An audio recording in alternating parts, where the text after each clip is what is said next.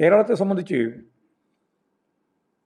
നവോത്ഥാന മൂല്യ കാലഘട്ടം മുതൽ, നവോത്ഥാനത്തിൻ്റെ കാലഘട്ടം മുതൽ ദേശീയ പ്രസ്ഥാനത്തിലും അടുത്തവട്ട പ്രസ്ഥാനത്തിൻ്റെ സ്വാധീന മേഖലയിലും എല്ലാം ചേർന്ന് നിൽക്കുന്ന കേരളത്തിൽ ഒരു മതനിരപേക്ഷ ഉള്ളടക്കമുള്ള ഒരു ജനസമൂഹം നിലനിൽക്കുന്നുണ്ട്. അത് വളരെ പ്രധാനപ്പെട്ട ഒന്നാണ്. ആ സമൂഹത്തിൻ്റെ മേലെ ജാതി വർഗീയ ശക്തികൾ സ്വാധീനം ചെലുത്തുന്ന ഒരു അപകടകരമായ ഘട്ടത്തിലാണ് കേരളമുള്ളത്. ഈ ഇടതുപക്ഷ ജനാധിപത്യ മുന്നണിയുടെ മാത്രം ഒരു പ്രശ്നമായിട്ടല്ല ഞാൻ അവതരിപ്പിക്കുന്നത്. കേരളത്തിൻ്റെ ഇന്നത്തെ ഒരു പ്രത്യേകത മതവർഗീയ ശക്തികൾ, ജാതി ശക്തികളെല്ലാം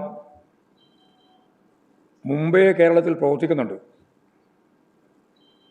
പക്ഷേ അവർക്കൊരു സ്വീകാര്യത കേരളീയ സമൂഹം നൽകിയിരുന്നില്ല.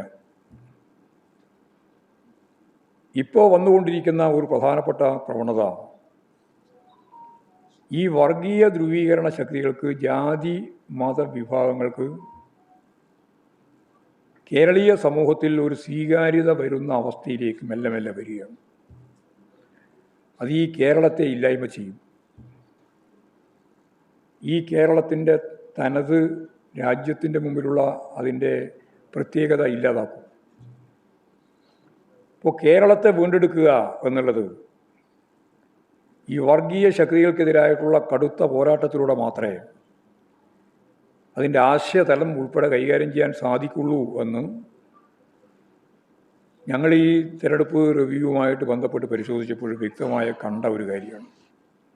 ഇപ്പോൾ കേരളത്തിൻ്റെ മതനിരപേക്ഷ അടിത്തറ തകർക്കുന്ന പ്രചരണ രീതികളാണ് സോഷ്യൽ മീഡിയയിലായാലും അതുപോലെ തന്നെ സ്കോർ പ്രവർത്തനത്തിൻ്റെ ഭാഗമായാലും നോട്ടീസ് വിതരണം ചെയ്യുന്ന ഘട്ടത്തിലായാലും ഒരു ഭാഗത്ത് BJPയും ഒപ്പം തന്നെ UDFും ചെയ്തിട്ടുള്ളത് മതനിരപേക്ഷതയുടെ അടിത്തറ തകർക്കുന്ന രീതിയിലുള്ള വർഗീയ ധ്രുവീകരണ പ്രചരണമാണ് നടത്തിയിട്ടുള്ളത്. വീടുകളിൽ കയറി വോട്ട് പിടിക്കുന്നതിൻ്റെ വീഡിയോ പുറത്തു വന്നപ്പോഴും അതിൽ നിറഞ്ഞു നിൽക്കുന്ന കാര്യം ഈ വർഗീയ പ്രചാരവേല തന്നെയാണ്. അപ്പോൾ വർഗീയ ധ്രുവീകരണത്തിനിടയാക്കുന്ന ഇത്തരം ആശയങ്ങൾക്കെതിരെ ജനമനസ്സുകളിൽ ഇവർ വിതറിയ ഈ വിഷം ഒഴിവാക്കുന്നതിന് വേണ്ടി കേരളം മതനിരപേക്ഷമായി നിലനിൽക്കണമെന്ന് ആഗ്രഹിക്കുന്ന മുഴുവൻ ജനവിഭാഗങ്ങളും, പ്രത്യേകിച്ച് ആശയതലം കൈകാര്യം ചെയ്യുന്ന മാധ്യമങ്ങൾ ഉൾപ്പെടെയുള്ള എല്ലാവരും ജാഗ്രതയോടെ ഈ കാര്യം മനസ്സിലാക്കുമെന്ന് ഞങ്ങൾ പ്രതീക്ഷിക്കുകയാണ്. വലിയ രീതിയിലുള്ള ആശയപ്രചരണം കൊണ്ട് മാത്രമേ നമുക്കിതിനെ മറികടക്കാൻ സാധിക്കുകയുള്ളൂ.